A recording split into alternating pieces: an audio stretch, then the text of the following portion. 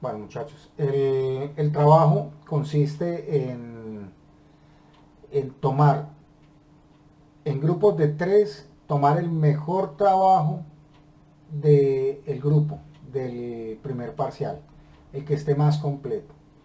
A ese trabajo que ustedes tienen ahí, lo que van a hacer es que van a calcular, van a escoger del sector económico, como el trabajo está hecho con una empresa específica, van a escoger el sector económico y una acción de la bolsa de valores que se asemeje a esa actividad.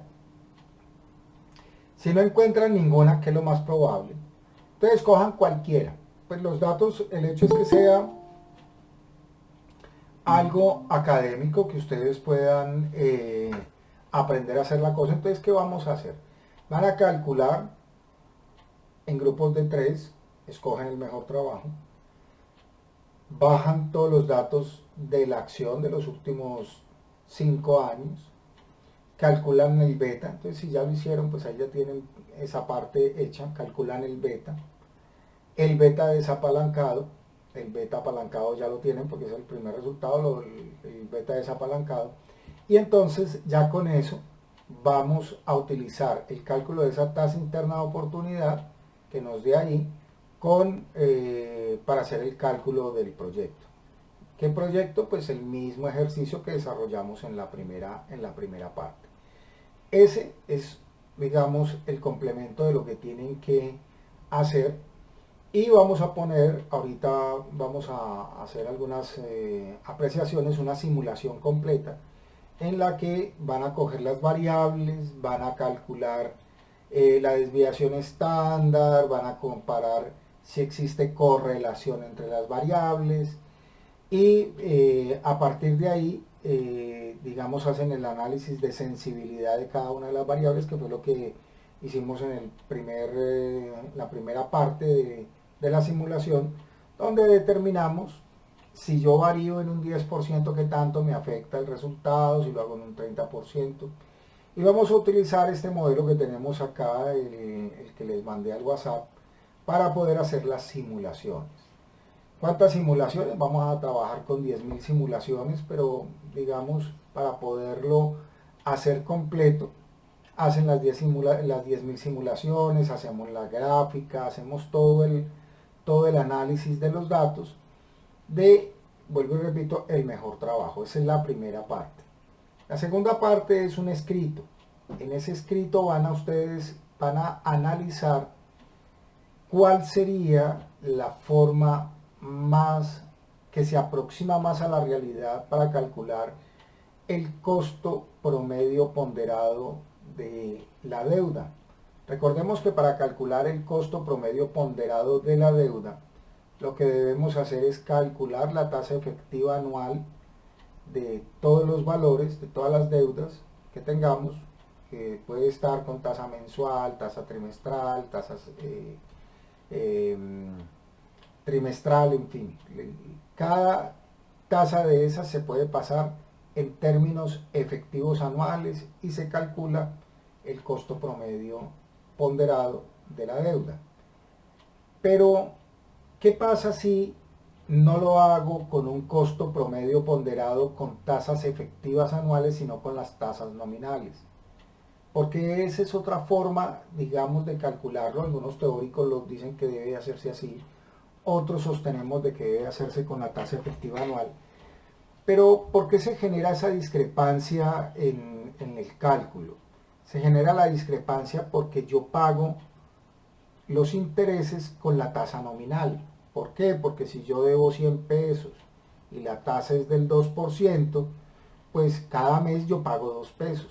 Al finalizar en el estado de resultados, si solamente pagué intereses y no pagué capital y sigo teniendo los mismos 100 pesos, pues estaríamos hablando de que pagué 24 pesos al finalizar el año.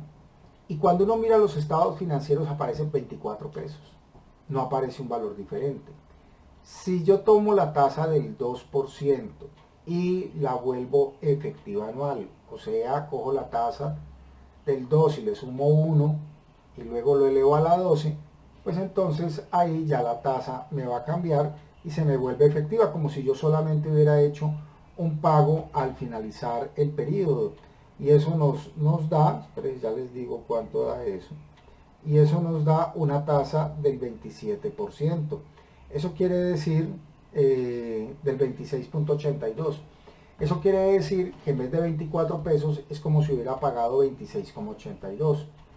Entonces, miren que ahí se genera esa discrepancia en cálculo, porque si la tomo nominal, pago 2 pesos 24 al año. Y si la cálculo efectiva, es como si hubiera pagado 27, pero nunca pagué 27, pagué solamente 24. Pero se elimina ese costo financiero de los 2 pesos, o sea, yo ya pagué los 2 pesos. Como los estados financieros se hacen a final del año, mire que si yo pagara intereses el 1 de enero, pago todos los intereses, digamos que sea año anticipado, por decir cualquier cosa, y pago 28 pesos de intereses. Esos 28 pesos no actúan como si fueran anticipados o vencidos, simplemente suman 28 pesos. Al finalizar el año pagué 28, así los haya pagado al principio. Quiere decir que los 28 pesos no tendrían un costo financiero en el año. Entonces, ¿cuál es la mejor forma de calcular el costo promedio ponderado del capital para hacer cálculos financieros? Si lo hacemos con la tasa efectiva anual o si la hacemos con la tasa nominal. Ese escrito es totalmente aparte. ¿Por qué? Porque dependiendo de eso que ustedes hagan y de toda la disertación que hagan al respecto, van a aprender un poco más sobre la estructura de los estados financieros y sobre la estructura de las tasas de interés. Entonces ahí tenemos dos temas, dos partes del examen. El primero es volver a repetir todo el primer ejercicio, pero ya poniéndole los valores que vamos a darle para cálculo. Deben calcular la beta, deben calcular la tasa libre de riesgo, que ahorita pues digamos, si no lo hago hoy, lo hago mañana en un video mostrando cómo deben sacar esa información para poder hacer el cálculo, o si no alcanzamos a hacerlo ahora. Y también la tasa de mercado, que la tasa de mercado pues es la tasa que les dé del mercado bursátil menos la tasa libre de riesgo, y ahí ya tenemos la prima de mercado, y esa prima de mercado es la que multiplicamos por el beta para poder determinar cuál sería la tasa que vamos a utilizar en la evaluación del proyecto. Ese es a grosso modo el tema que van a presentar. ¿Cuándo lo van a presentar? Tienen hasta el próximo domingo, o sea, este domingo en 8, para hacer todo el trabajo y presentarlo. Ahí vamos a tener dos clases, las que podemos ir avanzando y mirando a ver qué ajustes, y con unas cifras adicionales que les voy a ir dando para que el modelo les quede bien estructurado.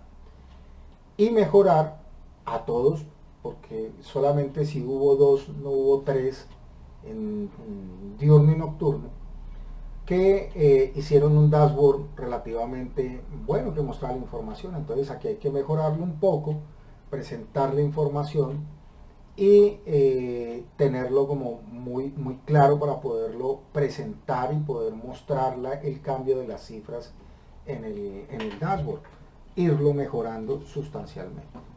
Entonces ese es el tema que vamos a hacer en el examen, y pues las preguntas quedó pendiente. ¿Listo?